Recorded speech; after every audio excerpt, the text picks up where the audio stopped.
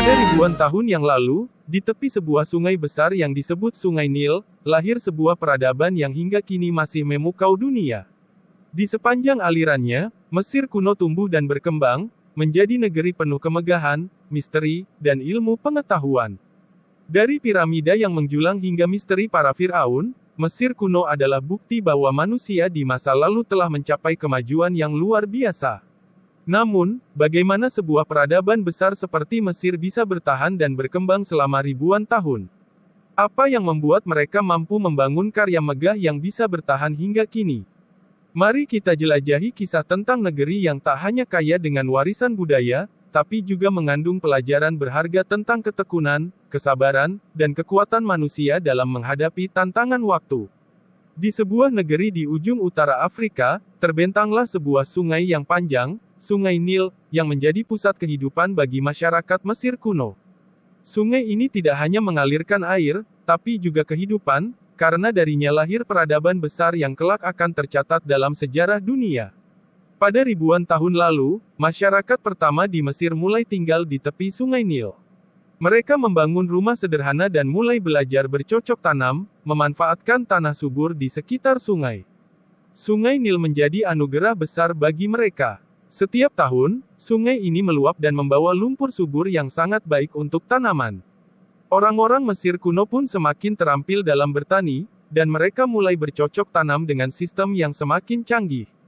Berkat Sungai Nil, mereka tidak hanya bisa mencukupi kebutuhan makanan mereka, tapi juga mengembangkan peradaban yang megah. Kemunculan kerajaan dan Firaun. Seiring berjalannya waktu, desa-desa kecil di sepanjang Sungai Nil mulai bersatu dan membentuk komunitas yang lebih besar. Dari sinilah lahir kerajaan-kerajaan pertama di Mesir. Pada tahun sekitar 3100 SM, seorang raja bernama Menes berhasil menyatukan Mesir Hulu dan Mesir Hilir menjadi satu kerajaan yang kuat. Raja ini dikenal sebagai Firaun pertama, dan dengan penyatuan ini, lahirlah dinasti-dinasti besar Mesir kuno. Para Firaun Mesir diyakini sebagai perwujudan dewa di bumi oleh rakyatnya. Mereka memegang kekuasaan absolut dan memerintah dengan dukungan para pendeta dan pejabat. Banyak Firaun yang terkenal dalam sejarah, seperti Ramses II yang berhasil memperluas wilayah Mesir hingga ke Asia, dan Cleopatra, Firaun wanita terakhir yang sangat cerdas dan berpengaruh. Keajaiban piramida dan kemajuan ilmu pengetahuan. Peradaban Mesir kuno dikenal dengan kemegahan bangunan-bangunannya, terutama piramida. Piramida dibangun sebagai makam bagi para Firaun. Salah satu piramida paling terkenal adalah Piramida Giza, yang dibangun untuk Firaun Khufu. Piramida ini dianggap sebagai salah satu dari 7 keajaiban dunia kuno dan masih berdiri hingga hari ini. Selain mahir dalam seni arsitektur, orang-orang Mesir kuno juga sangat maju dalam ilmu pengetahuan. Mereka mempelajari astronomi untuk mengetahui waktu yang tepat untuk bercocok tanam, mereka juga mengembangkan sistem kalender yang hampir sama dengan kalender modern. Di bidang kedokteran, para tabib Mesir kuno telah mampu melakukan operasi dan memahami anatomi manusia dengan cukup baik. Semua pencapaian ini menandakan betapa majunya peradaban Mesir kuno pada zamannya. Kehidupan sosial dan kepercayaan. Masyarakat Mesir kuno hidup dalam sistem sosial yang terstruktur.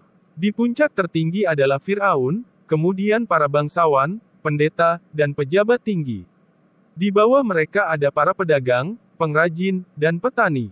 Para budak berada di lapisan terbawah. Meskipun begitu, masyarakat Mesir memiliki hubungan yang erat satu sama lain karena kepercayaan yang sama terhadap dewa-dewa mereka.